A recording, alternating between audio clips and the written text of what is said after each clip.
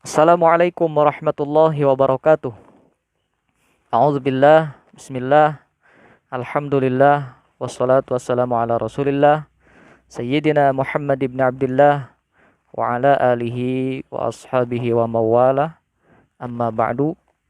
Yang terhormat Bapak Ibtisam sebagai dosen sosiologi pendidikan, yang mudah-mudahan senantiasa diberikan sehat walafiat.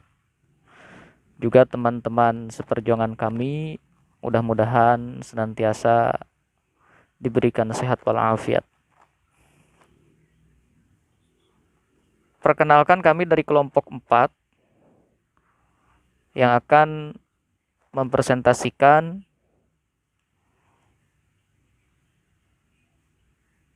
sosiologi sebagai sebuah pendekatan ilmiah. Sebelum kami akan menyampaikan apa saja yang akan dibahas pada kesempatan kali ini, kami memperkenalkan teman-teman kami yang akan mempresentasikan ilmu sosiologi pada kesempatan kali ini, yaitu ada Bang Yasir, ada Bang Royan Doruriyat, juga ada saya sendiri, yang terakhir ada Kang Musa Bilhaq.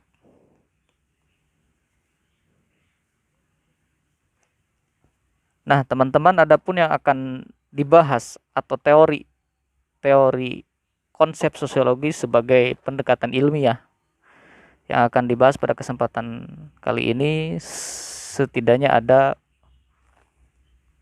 4 kategori.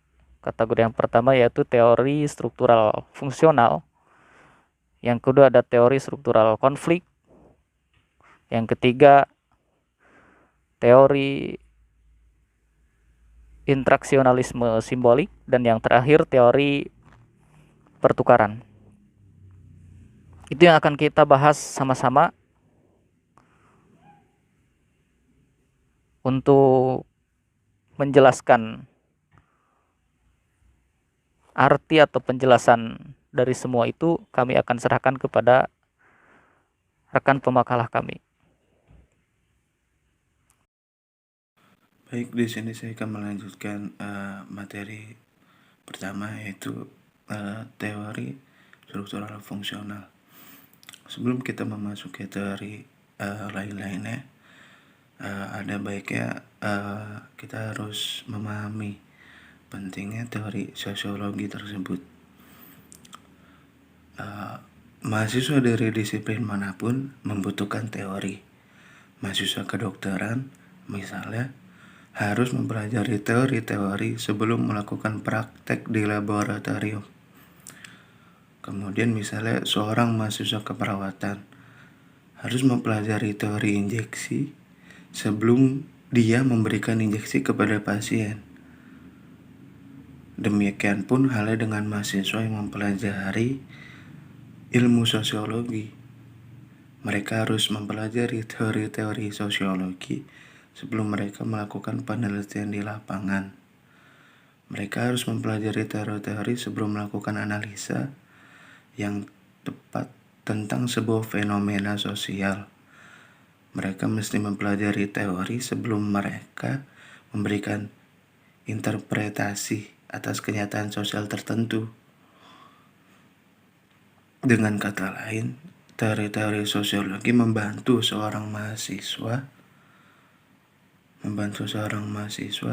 untuk memperoleh kerangka berpikir teoritis dalam menganalisa situasi sosial nantinya. Di satu pihak, dalam teori sosiologi,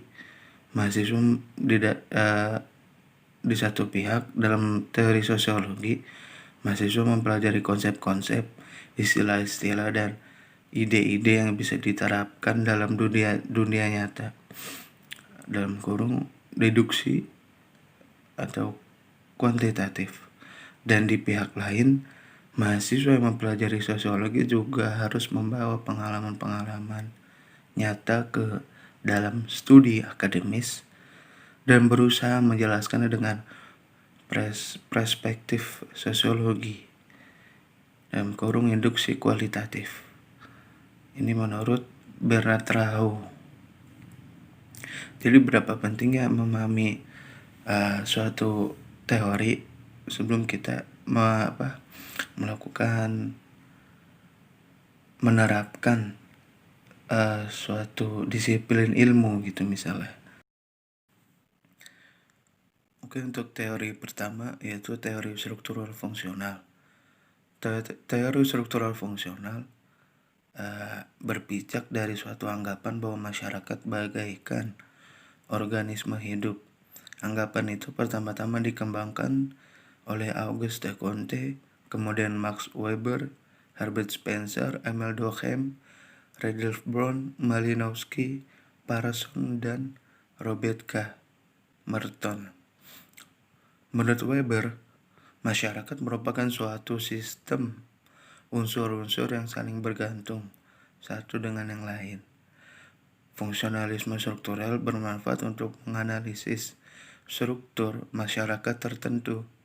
Teori ini berangkat dari asumsi bahwa kehidupan masyarakat merupakan sebuah sistem besar yang terdiri atas sejumlah subsistem yang saling pengaruhi dan saling tergantung serta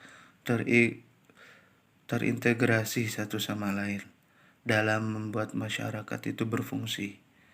Hubungan saling pengaruh itu bukan hanya antar subsistem, melainkan juga antara subsistem kehidupan dengan lingkungan. Artinya, perubahan keadaan lingkungan berpengaruh terhadap berbagai aspek kehidupan.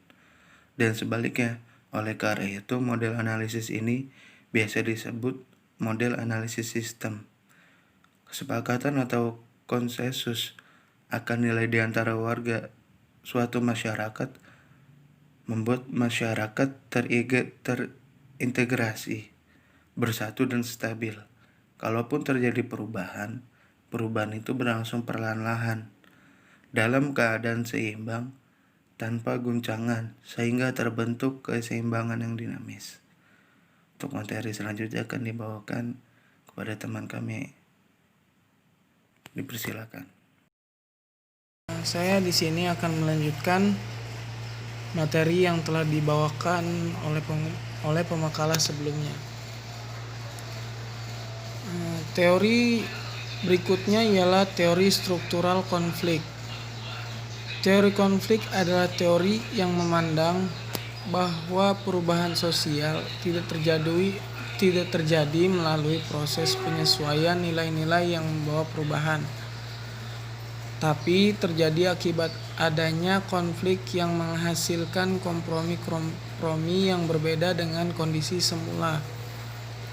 Teori konflik melihat bahwa di dalam masyarakat tidak akan selamanya berada pada keteraturan. Buktinya dalam masyarakat manapun pasti pernah mengalami konflik-konflik atau ketegangan-ketegangan. Kemudian teori konflik juga melihat adanya dominasi, koersi, dan kekuasaan dalam masyarakat. Teori konflik juga membicarakan mengenai otoritas yang berbeda-beda. Otoritas yang berbeda-beda ini menghasilkan superordinasi dan subordinasi. Perbedaan antara superordinasi dan subordinasi adalah dapat menimbulkan konflik karena adanya perbedaan kepentingan. Teori konflik juga mengatakan bahwa konflik itu perlu agar terciptanya perubahan sosial. Ketika struktural fungsional mengatakan bahwa perubahan sosial dalam masyarakat itu selalu terjadi pada titik equilibrium, teori konflik melihat bahwa perubahan sosial disebabkan karena adanya konflik-konflik kepentingan. Namun pada suatu titik tertentu, masyarakat mampu mencapai sebuah kesepakatan bersama. Di dalam konflik selalu ada negosiasi yang dilakukan sehingga terciptalah suatu konsensus atau kesepakatan. Teori selanjutnya ada teori intraksionalisme simbolik. Teori intraksionalisme simbolik merupakan teori yang memiliki asumsi bahwa manusia membentuk makna melalui proses komunikasi. Teori interaksi simbolik berfokus pada pentingnya konsep diri dan persepsi yang dimiliki individu berdasarkan interaksi dengan individu lain. Menurut Herbert Blumer, ada 3 pokok pikiran interaksi simbol. Yakni yang pertama, manusia bertindak terhadap sesuatu atas dasar makna. Yang kedua, makna itu berasal dari interaksi sosial seseorang dengan sesamanya. Kemudian yang ketiga, makna itu diperlakukan atau diubah melalui suatu proses penafsiran yang digunakan orang dalam menghadapi sesuatu yang dijumpainya. Proses penyampaian makna inilah yang merupakan pokok kajian dari kaum interaksionisme simbolik. Sementara itu, Paul Johnson memandang teori interaksi simbolik lebih pada sisi proses komunikasi. Dalam komunikasi ada 2 hal penting, yakni isyarat dan simbol, yang kemudian diperlukan proses pemikiran dalam menggunakan dan menerjemahkan simbol-simbol itu. Sebagai salah satu simbol yang terpenting dalam interaksi simbolik, yakni bahasa dan isyarat. Simbol merupakan suatu proses penyampaian makna, dan hal inilah yang menjadi subjek materi dalam interaksi simbolik. Mungkin hanya itu yang bisa saya sampaikan. Untuk materi selanjutnya akan dibawakan oleh pemakalah berikutnya. Berikutnya adalah teori pertukaran. Teori pertukaran sosial mengasumsikan bahwa perilaku sosial ditentukan oleh hasil interaksi sosial dengan orang lain yang membawa untung rugi atau penghargaan hukuman yang akan diperoleh.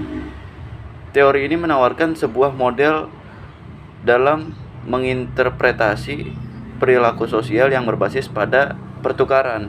Pertukaran yang dimaksud di sini dapat digambarkan sebagai adanya persepsi untung rugi sebagaimana yang disebutkan di atas untuk dipertukarkan dengan perilaku yang sedang atau akan diperbuatnya. Sebuah contoh, kamu menyukur rambut model undercut lalu orang bilang kamu mirip Ronaldo. Pandangan bahwa kamu mirip Ronaldo diinterpretasi sebagai sanjungan sehingga esoknya kamu cenderung akan tampil dengan model rambut undercut lagi. Mungkin sekian dari teori pertukaran dan sekian juga dari kelompok kami. Kurang lebihnya mohon maaf. Wassalamualaikum warahmatullahi wabarakatuh.